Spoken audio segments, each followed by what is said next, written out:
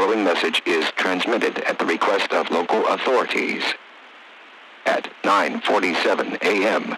Mountain Time, a disaster of unknown type has occurred at the Black Mesa Research Facility, causing significant damage and failure to various power and communication systems in the surrounding areas.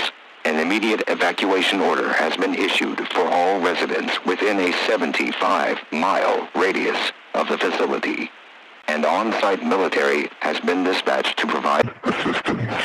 Make sure to bring an emergency supply of food, water, clothing,